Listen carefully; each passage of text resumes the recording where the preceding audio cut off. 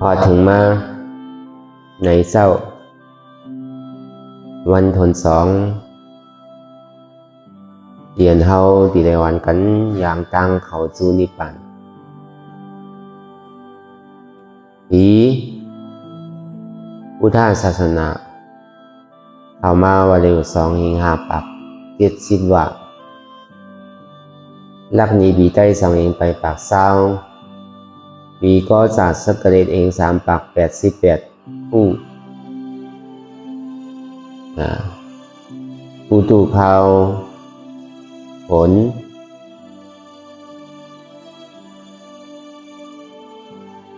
เดิน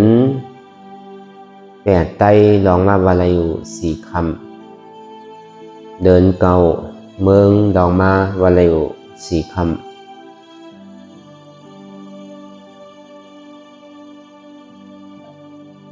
ปีคิดวันที่2เดือนออกาศปี26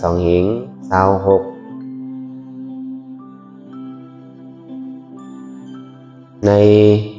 ตามตราอนัตตาวิปัสสนาภาวนาหาญยอดธรรมอนัตตาพอกรรมทน18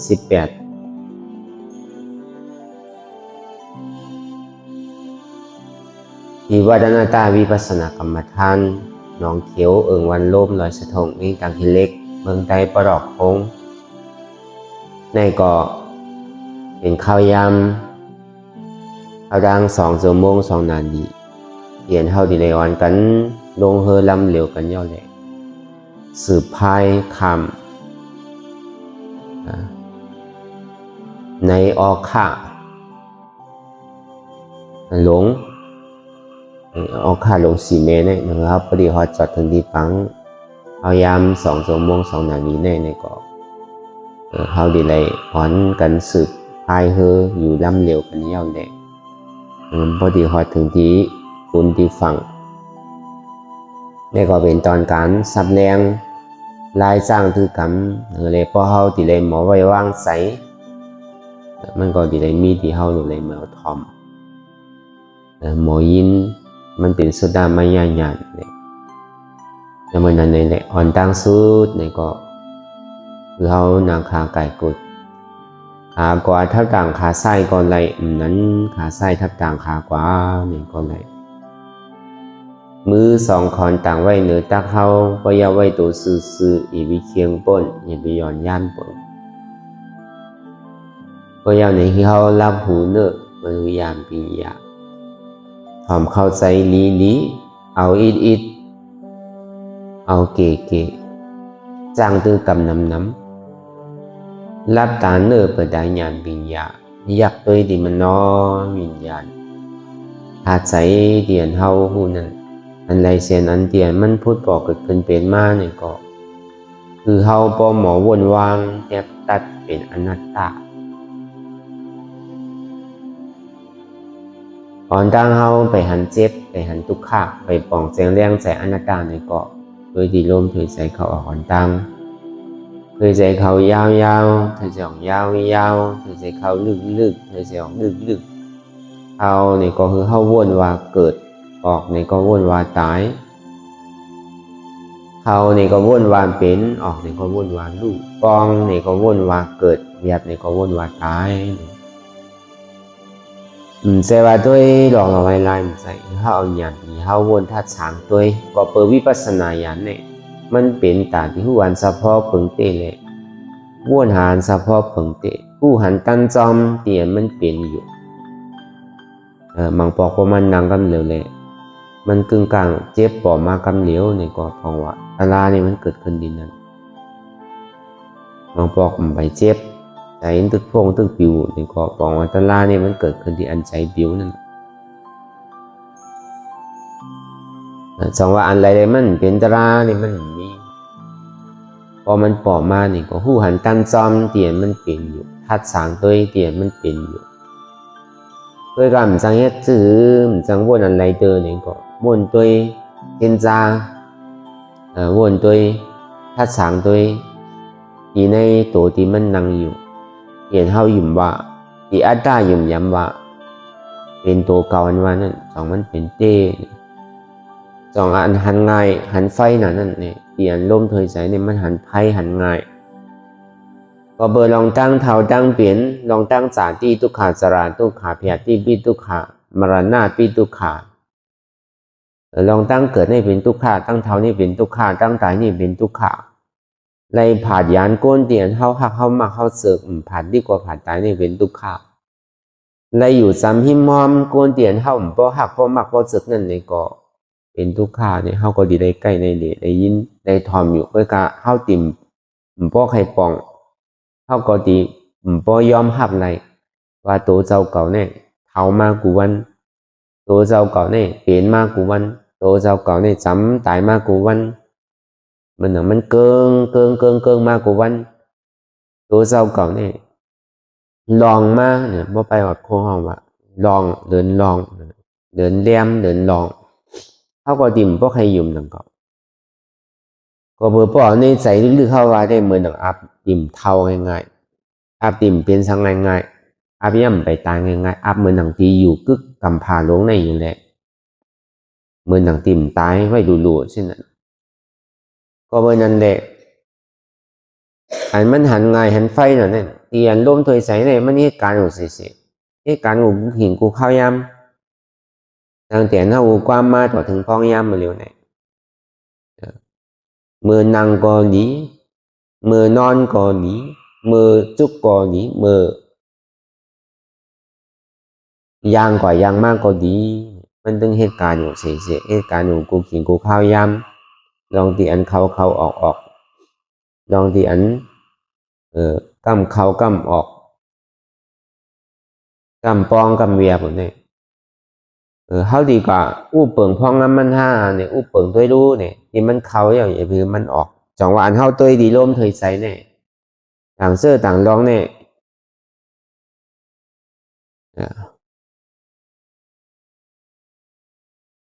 มันไปห้าผู้ใดเจอในเสตาเนี่ยก็เปลี่ยนร่มเถยใสเนี่ยมันต้องเหตุการณ์อยู่เสียเอาเย้าออกเย้าคอปองเอาเวียบเย้าปองเนี่ยสามารถมันเป็นของเข้าเจเนี่ยอย่างพี่มันเข้าอย่างพี่มันออกปองอย่างพี่มันเบียบเย้าอย่างพี่มันปองก็จำกันตัวเคยใจเข้าเปิงเดียวไว้อย่างพี่เคยใจออกไงอย่างพี่เคยใจเข้าเตียนมันปองเหมือนนั่นอย่างพี่มันเบียบเตียนมันเบียบเหมือนนั่นอย่างพี่มันปองเห็นไรเห็นไรก็จำกันตัวเพราะว่ามันเข้าเย้าเนี่ยมันออกก่อมได้ออกย่อมเข้าขึ้นในก่อมได้ปองย่อมเวียบในก่อมได้เวียบย่อมปองขึ้นในก่อมได้เพราะว่ามันเป็นของเข้าเตเนี่ยเข้าหลดสั่งมันแหละก็เปิดอ่ำสั่งไรเนี่ยแหละจังว่าตั้งแต่หัวถึงตีนถึงหัวเนี่ยใจอันไรที่อันเป็นของเขาตีนเข้าดีกับอู้เปิงพองน้ำไรอันว่าเนี่ยมันถึงเป็นไรก็เปิดนั้นเนี่ยคือเข้าเปลี่ยนลองตั้งหันใหม่ลองตั้งวนใหม่ลองตั้งตีอันเข้าย่ำไปยามหันลองตั้งตีอันเข้าย่ำไปยามบดจังว่ามาพึกหันพึกวนคือเขาบอกป่องแจงแรงใจลองตั้งเด็กที่ลองตั้งยุ่งเด็กที่เนี่ยอยู่มันเมียนจือใจลองตั้งวนมันเมียนจือใจว่าวิปัสสนาญาณเนี่ยลองตั้งหันในลองตั้งบนก็เบอร์ลอการนี้มันหันพิษวนพิษท่องว่าอันหันพิษในเป็นสังเป็นมิจฉาทิฏฐิตั้งหันพิษอันวนพิษในไปหางในเป็นมิจฉาสังกัปปะตั้งวนพิษในสองตัวเนี่ยเป็นแกนเป็นล่อนเป็นแกนของศาสนาพุทธเจ้าเฮาในสมาธิที่สมาสังกัปปะในเส้นทางมักอริยมรรคแปดปึงเนี่ยปิญญาเนี่ยเป็นคนลำลองหรือเป็นเสียงเป็นเหมือนหนังก้นหอลวดหอกลางเป็นหนังเหมือนก้นหอเฮือศีลในสมาธิเนี่ยมันเป็นของกึกโดกำพาอยู่แล้วผู้ทางพระราบินเจ้าเฮาไปป้องกับขึ้นเป็นมาในรอการลงในนี่ก็มันจึงมีอยู่หั่งมันศาสนาต่างเจ้อต่างรองก็เป็นจึงมีไว้มันเป็นของกึกโลกกำพาแต่ย้อนบนนั้นแหละอันเฮาอะไรมาสร้างคือกรรมวิปัสสนาอันวันนั้นที่ได้เป็นญาณไหวญาณเป็นอ่อนหูก้อยกรรมปึงเดือเสศีลเนศีลา สมาธิก็ห้ามไรนั่นก็ดีเลยเอาศีลาในสมาธิในกึกจอมผาจอมมันจะดีกว่าไรเป็นก้อนซอยแถมแห้งจอมก้อยกำเป็นก้อผู้อ่อนโหเด้ๆในเป็นปีญาปีญาได้เป็นสมาธิที่ลองตั้งหันนั้นหมันแม่นสมาสังกัปปะลองตั้งว่านั้นหมันแม่นเพราะเฮามีสองตัวในก็ขึ้นชื่อว่าเฮาเนี่ยเป็นคนพุทธศาสนาเป็นคนอันยุ่มยำเกอหลีในศาสนาพุทธเจ้าตาดีหันอะไรแจงเลี้ยงคือมันหันในดีงามนั่นเองก็มืนตามหันง่ายมันหันหยับนะเพราะเขาติมืนตาตัวเพราะเขารับตาตัวในตัวในใจที่มันเปลี่ยนอยู่ในมันหาหยับก็เปิดมันลึกหนาเลยแหละมันลึกย้อนเปิดสังไหนลึกย้อนเปิดอัตตานั้นมันห่มหับตับไว้เพราะเขานั่งรับตาเนี่ยเอายันพุทธาเจ้าเขาตัวเขากว่าเนี่ยมันหันได้ว่ามันนานอ่ะแผ่นดินเมืองอันนาว240,000 โยชนาเนี่ยมันห่มหับตับไว้อนัตตาตาดีหันตองตั้งที่มันเป็นอนัตตาในนี่เพราะเขามาเทียนตัวมาพึกตัวมาจ้างตื้อกรรมตัวเขาก็ติ่มหันง่ายๆก็เปิดเตียนเป็นมาตั้งหลังนั่นพอเปิดอัตตานั่นเอาเป็นเจ้าเป็นของมันยาวนี่แหละพอเปิดมันกึกมาจอมเขาตั้งแต่เขาความมาต่อทั้งมือเรียวอ่ะพอดีอ่านนับคาบเตียนเขาในป่วนมาเตียนมันกึกเข้ามาเนี่ยเน้นสั่งสละบนตุค่าขันใจลงเนี่ยจังรัดมันอ่ะมันหนำก็เอาเตียนมันผู้ไรเปลี่ยนไรในภาวะปัจจุบันเตียนมันเปลี่ยนเตียนเท่าไรครับผู้นั่นก็เบอร์ลองตั้งหันพิจารณาในปอเกิดขึ้นเปลี่ยนมาอย่างในเละลองตั้งเกิดตั้งเท่าตั้งเป็นตั้งตายในตึ้งใดๆเปลี่ยนสิแนวดีมือป่วนมานั่นก็เป็นนั่นเท่าไรเกิดเท่าก็สันติเท่าก็เบอร์อาจองตั้งหลังเท่าไรเกิดมาอย่างในก็เท่าก็ได้มาเท่าพองย่ำมือเหลียวลองตั้งเท่าดีมันเปลี่ยนมาอย่างในเละลองตั้งเปลี่ยนเท่าก็ตึ้งดีไรทบมือพองย่ำมือเหลียวพองย่ำเหลียวนั่นมันเป็นลองตั้งเท่าตั้งเปลี่ยนมาอย่างในก็อนาคาตั้งนานนั่นมือผูกมือฮื้อบงนาเหลือนาปีนามันตึงดีไรตายมันมาก็เบอร์มันมีอาจองเหตุมันไหนแหละมันจะดีไรมีอาโจผลที่มันตึงกึกจอมกันมาลองตั้งทุกข้าเสจาในสมุทัยเสจาลองตั้งทุกข้าเสจาสมุทัยเสจาเนี่ยมันเกิดขึ้นมีมาในย้อนเปอร์สังย้อนเปอร์ว่ามีลองตั้งหันพิษเลยวนพิษสองเปิงเปลี่ยนที่ทางสร้างปองหมดเลยย้อนเมื่อนั้นอันเท่าไรมาพึ่งสร้างตื้อกรรมกันเนี่ยดังรับตาเนิบเปิดตายยานปีอยากด้วยขันธาที่โอต่อไปติ้มเปลี่ยนเท่าไรยามหันพิษวนพิษเลยเข้าติ่มหันพิษปอสองเลยเข้าติ่มบนพิษปอสองทั้งนั้นเลยก็เข้าก็ตีได้มาเห็นผู้เอาแหละเอาขันธาหาเปิงนั่นเป็นตื้นอาลังมันเอาตัวเจ้าก่อนนั่นยกหลู่ปันพระราตราสังขารยตนาแก้วเมีย3 เปิง3 ป้ายเอาในเข้าตั้ง2 ชั่วโมง 2 นาทีเนี่ยบอกว่าเฮาหลู่2 ชั่วโมง 2 นาทีไว้นั่นก็อำใจว่าหลู่ต่อโจสุดปานอำใจว่าหลู่ตึงวันตึงขึ้นพอมาวนถ้าสั่งด้วยเนี่ยก็เมียวหลู่ต่างเจอต่างร้องในเฮาหลู่เมาขึ้นแล้วหลู่ยาวกว่าปานยาวกว่าเพื่อการลองตั้งขันธา5 เปิงนั่นเฮาหลู่ก็หลู่โจข้าวเตียนเฮาหนังตลาเพราะเฮาเอาในเขาเข้าใจเกาหลู่ก็เอาขึ้นได้อยู่ต่างเสื้อต่างรองต่างเมียวในปันยาวก็มจังเอาขึ้นดูยาวก็มจังเอาขึ้นด้วยการขันธา5 เปิงเนี่ยก็เลยดูกว่าในเขาตั้ง2 ชั่วโมงไปรู้เป็นสังปล่อยมันแรงเป็นคนต่างเกาะเขาก็เอาในเขาเข้าใจแหละเอาเป็นแห้งตัวแห้งใจเขานั่งเลยเขาพอดีซื้อข้าวต่างกว่าหึงพอไหลลมง่ายดีว่าอยู่ห้างกล้วยก็อ่ำใจดีว่าขี่ห้างกล้วยก็อ่ำใจเหมือนหนังเฮือลำในเนี่ยอ่ำใจว่าเขาพายห้างกล้วยเขาพายกว่าจอมกันโอนหอมันก็มีเขาดอกคัดใจนิ่มนี่เลยกว่าซ้อมอ่ำใจว่าเขาดีอยู่ห้างกล้วยอ่ำใจว่าเขาดีโดดพายห้างกล้วยเป็นหนังเฮือลำหลงเลย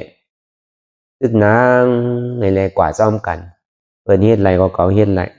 เปิ้นนั่งไรก็เก่านั่งไร เปิ้นเท่าเก่าเท่านะเปิ้นเท่าเดี๋ยวเขาก็มีเก่าหนุ่มนะเปิ้นหนุ่มเดี๋ยวเขาก็มีเนี่ยก็มันก็จะเป็นลองตั้งอันเป้อกเป้ใสกว่าก็เพราะนั้นแหละสองว่าที่ได้มานั่งโฮมกันแหละนั่งคือแหละพอที่สูงสันกันแหละพอที่เป็นแห้งใจแหละสืบข้าวตั้งแหละพอเอาทางกล้วยเนี่ยเอาใจเฮาหวังพอมาอยู่ซ้ำปักเปิงเหี่ยวอยู่ซ้ำเปิงเหี่ยวเนี่ยก็การที่ได้เอาปักเปิงบ่าเปิ้นลูกก็ห้อมจังลูกเขาก็การที่ได้มือจอมเปิงพอเป็นนั้นมาเนี่ยก็มันก็เป้โตเป้ใจมากเขาก็ดีหันแจงแรงๆอะไรลองตั้งหันอันหมานเมียเนี่ยมันดีเกิดขึ้นเป็นมากเพราะว่าสมาธิที่ตั้งหันอันหมานเมียนจื้อใจ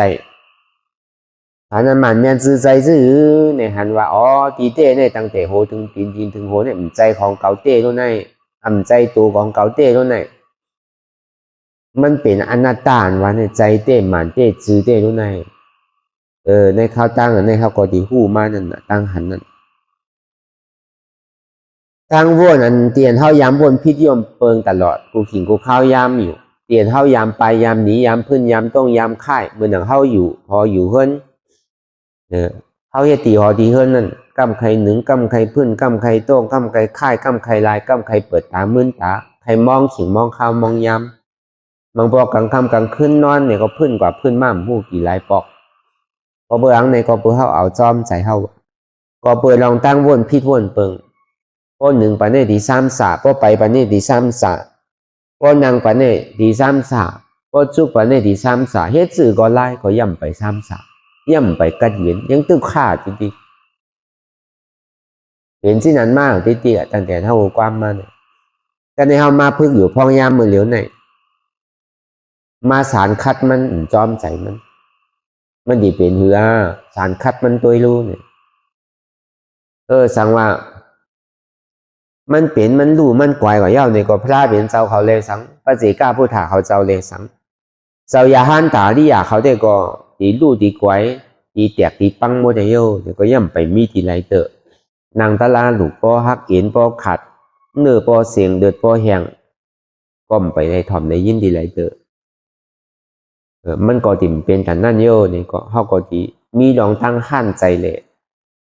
ทีแรกสืบคาดใจว่าอะไรง่ายโดมนั่นย้อนอันเท่าไรหู้ได้พร้อมในยินดองตั้งหันดองตั้งวนในสองว่ามันเป็นคอนลำลองเหลือเปินที่สุดปิญญาณวะเนี่ยอันลำลองเหลือเสียปิญญาในก็มันมีอันไรแตกตาที่ผ่าซับตัดแปดกิเลสาลงเนี่ยที่เอาเครื่องหลักหนักอันกัดแขนในหลวงลอกาเลยสังมีโอจ่ายยตนาโคของเงินคำเต็มวันเต็มเมืองเด็กตาที่ผ่าซับตัดเป็นเลยคือกิเลสานั้นหายเป็นไรเครื่องลังนานกัดแขนอยู่ในเมืองสังเสก็เย่าหยาในเมืองนากาก็ดีเมืองกันหล่นก็ดีเมืองผีเมืองสางก็ดีในชัดเวลาตั้งเมื่อตั้งเสียงในหมื่นลอกาทัดนั่นแต่ที่เอามาผ่าซับตัดแบบกิเลสาเลยหึงบตกขันอะไรตึ้งเป็นไรมีเครื่องลักนักอันไรแต่ที่ผ่าซับตัดแบบเลอเสยามปียาอันเตียนเท่าไรซับแรงกว่ามือเหลียวในเกลองตั้งหันในลองตั้งวนในเกตาที่ผ่าซับตัดแปดกิเลสาลงตีอันเมียวตีมันอยู่ลึกลำกำพีแหละคือมันโปตื่นมันอยู่ลึกหึงโปตื่นอันมันหนาหึงโปหวานอันมันสูงป่นตีป่นเหลือป่นตั้งหนานั่นคือมันโปดีลงเตี่ยมคือไม่อยู่จำเท่าในก็เดือเสียยามปียาเดือเสียลองตั้งหันอันหมันเมียนหันว่ามั่นใจตัวเก่าลองตั้งวนหมันเมียนมั่นใจของเขามันเป็นอันต่างอันนี้ก็อย่างเก่าปิญญาเนี่ยมันก็มันจะว่ามีอย่างนั้นมันจะดีไรเห็นเอาหึงพอจบดีจบลายหึงพอมีจันจอมจันสูงหึงพออะไรปิญญาตั้งหูตั้งหมอในปรับในดิกในลายในปิฎกาสามกองในคือพออมซบไรเสียงเนี่ยปล่อยว่าถึงดีผ่าซับตัดแปดกิเลสก็มันใจอย่างเก่าพอดีหูมัวเสียงทำดังมัวดังเสียงเนี่ยเป็นอนัตตาพอมาหูอันหนึ่งอันเดียวเนี่ยมีอนัตตาตัวเดียวพอป่องแจงแรงใจว่าอนัตตาเนี่ยอยากพอเย่าต่างเสื้อต่างรองเนี่ยมันมาหูโผกันเสียงจังว่า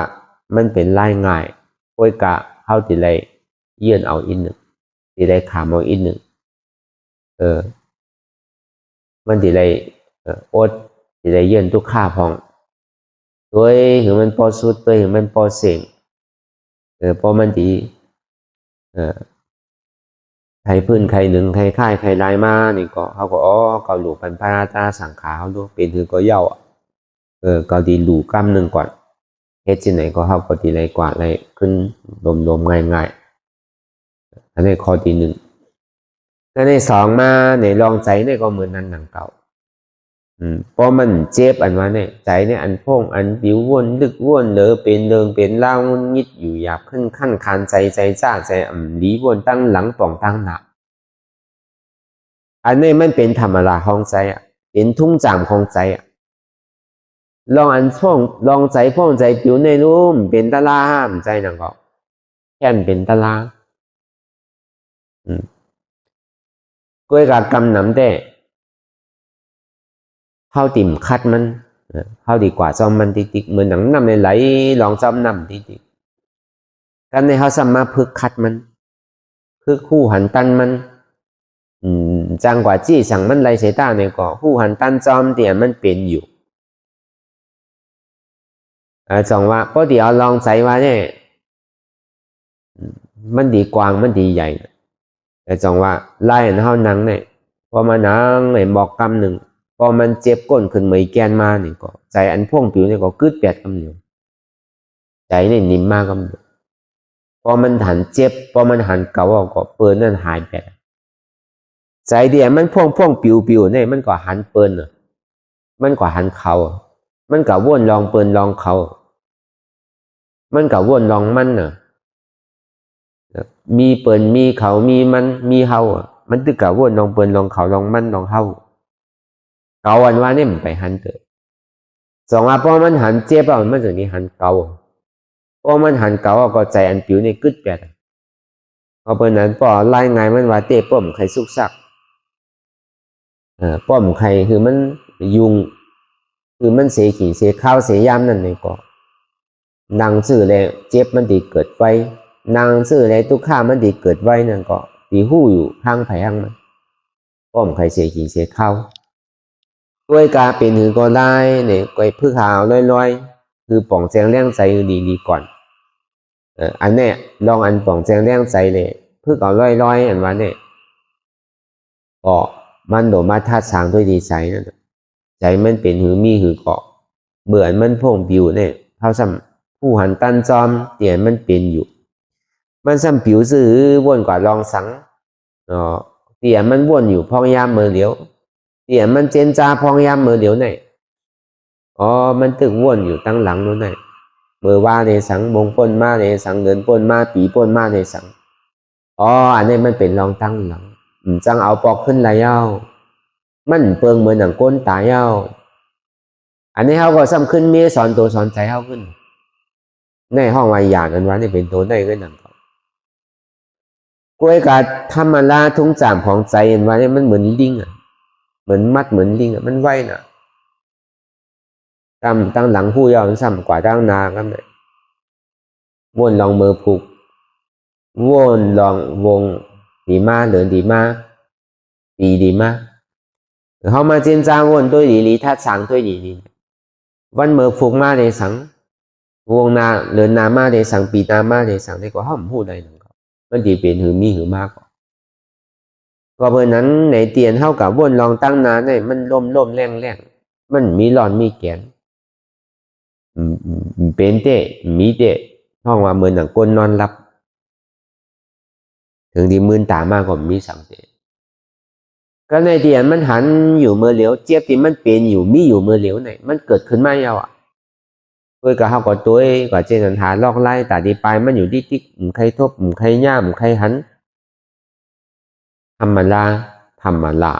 ใจอันว่าเนี่ยมันใกล้เป็นเช่นไหนมังปอคำบ่นกว่ากาวากาเป็น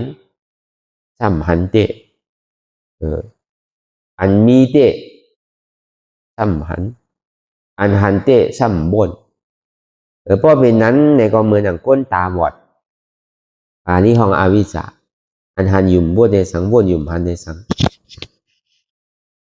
ก็ในใจเดียมันพ่งผิวกาวาการเป็นนั่นก็เปิดสางในตีเดียมันกำนึนสุดมานั่นให้เฮาหู้หันป่องแจงเลี้ยงใจเลยคือขึ้นถาม ขึ้นเจ้าเก่าว่ามันเป็นสังในเป็นไหนใช่เนี่ยย้อนเปิดสังในเป็นไหนก็เปิดมือกูปอกได้เฮาหยุ่มว่าเป็นใจเฮาตั้งหันพี่แต่ว่านั่นหันว่าเป็นใจเฮาว่นว่าใจเจ้าเก่าในว่นซื่อเปลี่ยนซื่อก็เหมือนอย่างใจเจ้าเก่ารู้ไหมอันนี้ลองตั้งหันพี่ว่นพี่เฮาดีเจมั่นใจนะมั่นใจใจเฮาอย่าไปหันพิษเพราะมันเป็นใจเฮาเตะเฮาโดดสั่งมันแหละก็เปื่ออ่ำเป็นใจเฮานั่นเย้าจองว่าใจเนี่ยจางกับอู้เปิงพองงำมันได้อ๋อใจอันว่าในกลมใจของเกาเต้รู้ไหมมันเป็นอนัตตาอ่ำใจใจเกาเนี่ยตีเตะตีกำเนิดซุนมากกว่าใครคือเฮาหูหันป่องที่ว่ามานั่นใจในกลมใจเกาเป็นอนัตตาเพราะหูว่าตัวในกลมใจของเฮาใจในกลมใจของเฮาในเตะก็เฮาก็ติ่มหักตัวโกตายเฮาให้การดีด้วยเนาะก็เบอร์เฮาให้การดีการทอดการแมนเนี่ยอย่าไปโกอย่าไปก้านอย่าไปข้านอย่าไปลืมอย่าไปอายอย่าไปเทิงว่ะการตั้งนี้เนี่ยโดฮัดว่ะอย่าไปโก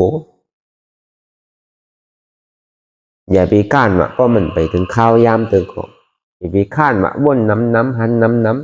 ำย่าก็อย่าไปลืมหือตื่นหูตัวอยู่กูขิงกูข้าวยามเขาเหตุการณ์อะไรเนี่ยก็เขาเข้าใจการนั้นน่ะในป่องว่าเขาตื่นว่ะ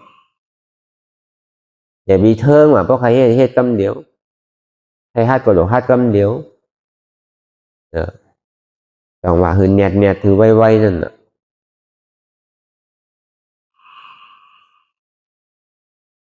เพราะหูเรื่องนั้นแนวนี้ซึ้งลองตั้งหักตัวโกตายเนี่ยก็มันก็ดิ่มมีอันมันมีนำก็มันดิ่มมีเก๋นั่นน่ะเนาะอันมันมีเก๋ก็มันดีก้อยๆหายกว่าเพราะหูป่องมันใจของเขาเตียวก็ในกำเนิดสุดเนี่ยบางขิงบางข้าวบางยามนั่นนี่ก็เปียวมวนเซ่อยุ่มโขบางขิงบางข้าวบางยามนั่นนี่ก็อีใจมองใจอ่ำนี้ใจฮุกใจให้ใครห้องใครให้บางขิงบางข้าวบางยามนั่นนี่ก็ดีก็โดดจ้าก็โดดเมียวลองตั้งวีดนาเนี่ยเข้าได้ทบกันกูวันนะที่ว่ามันเนี่ยกลางในเจ้ามากกว่าเป็นเมียวหนึ่งกลางวันมากกว่าเป็นเปิงหนึ่งลาวันมากกว่าเป็นเปิงหนึ่งคำมากกว่าเป็นเปิงหนึ่งเหมือนเก่าทำใครดีก็ดีใครจ้าก็จ้าใครให้ก็ให้ใครโคก็โค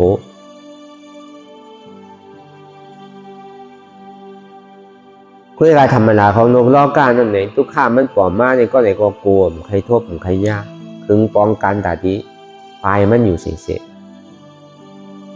สุขาที่มันปลอกเกิดขึ้นเป็นมาเนี่ยก็เลยทำส้มอยู่ที่ไหนเศร้าที่ไหนมีที่ไหนก็ใครสอบถามมันสังว่ามันเวียกไรในเด็กใครเวียกก่อนนะทุกข้าเนี่ยสุขานั้น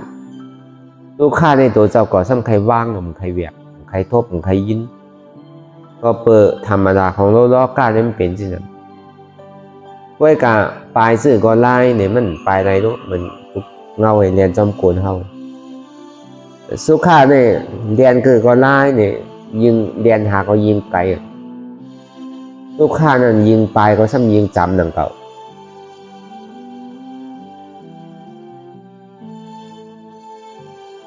เพราะไล่เราก็ตลาดว่าเด้เนี่ยก็สุขานั้นมันปอกเกิดขึ้นเป็นมากก็อย่าไปโกสุขานั่นเนี่ยก็อย่าไปเนี่ยโจมเตอพอเขาสู้ทุกขาเห็นหูอยู่จอมทุกขานั่นทุกขามันดีหายทุกขามันดีสุดทุกขามันดีเสียงพอเขาติดจับกับสุขานั้นทุกขาสุขาซ้ำดีไหลมันเปิงเงินเช่นไหนเพราะในล็อกกุตลาดในล็อกกี่วันล็อกกี่ในทำปลายทุกขาปลายก็จำกันนั่นซ้ำสอขาสุขาหาก็ไก่กันนั่นก่อนในได้ล็อกกุตลาว่าอันเท่าจ้างตื้อกำพังยามมาเร็วนั่นเขาสู้นำก็ทุกขาเนี่ยมันดีค่อยๆหายกว่ายิงเขาหันเจ็บน้ำหันทุกข้าน้ำคำหยาบคำผืดน้ำในก็ทุกข้าเนี่ยมันดีก่อยๆหายกว่ามันเปิงเงินใช่ไหมสุขานั่นในห้อมติดจับกับมันในก็ห้อมมันปอกเกิดขึ้นเปลี่ยนมากก็ห้อมติดจับกับมัน อันเฮาใครไรมันติไรแต่ว่าของหลีเนี่ยมันมีดีทุกข์ของขีเนี่ยมันมีดีสุขะย้อนเบอร์ติดเปี่ยวติดมวลติดเซอร์เลยมันจะดีทุกข์ย้อนเบอร์โกทุกข์สัมติเลยทุกข์อันนั้นไม่การตลาดเนี่ยย้อนเบอร์ห้อมโกทุกข์ได้เขาติเลยสุขะ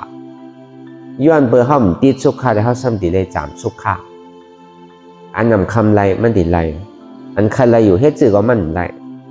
เรียนชอบหาคือก็มันต้องตีไกลอยู่ดิดีเดมันในก็ใครพันปองเสียงแรงใจว่าเจ็บที่มันเป็นอยู่มือเหลียวทุกข้าที่มันเป็นอยู่มือเหลียวในก็อ่ำใจเก่าแต่ว่าพอมันปอมาดีตัวก็อ่ำใจตัวเก่าปอมาดีใจก็อ่ำใจใจเก่าปอมาดีเจ็บก็เจ็บในก็อ่ำใจเก่าอนัตตาอันนี้3ตัวได้ด้วยนั่นครับอันที่มันปองเสียงแรงใจเดียมันมีอยู่ที่มันเป็นอยู่พ่อย่ามมือเหลียวไหนเขาก็หันสภาวะเปิงเต้มันในเย้าเนี่ยก็เอาไล่งายมันว่าเต้เนี่ยก็มันเจ็บตีตัวตั้งแต่จิโกต่อไปกินเนี่ยก็เขาก็มจังบ้วนสังในก็ ขาเจ็บขามีโหขึ้นโนมมีต้องเจ็บต้องมีเป็นอนัตตาในก็เย้าสังว่ามันมาดีใจงุดงิดอยู่หยับขึ้นกั้นคันใจจ้าใจอ่ำดีใจพวกใครพูดใครขัดใจเขาใช่ติ่มใจของเขาลูกอนัตตาถามว่ามันเจ็บกว่าตั้งเนื้อตั้งตัวเจ็บกว่าตั้งหัวตั้งหางเนี่ยเจ็บในก็อ่ำใจเก่าดูอนัตตาเฮ้ยที่ไหนที่ลองตั้งหันหมันเมียนนั้นหันว่ามันใจตัวเก่าใจเก่าเจ็บเก่าลองตั้งว่นหมันเมียนเนี่ยมันอ่ำใจเก่าอนัตตาอ่ำอุปเปิงไรอนัตตาในของเราวนยาวข้าวยามอย่าไปว่าไว้ป่นอย่าไปว่าเทิงป่นเอียนเท่าหันเนี่ยอันเท่าวนนั้นมอเพ่งกันกว่าว่นต่อถึงเจ็บนั่นพอสุดว่นต่อถึงทุกข้านั่นพอสุดก็ต่อถึงอัตตานั่นพอตัวพูดขาดกว่า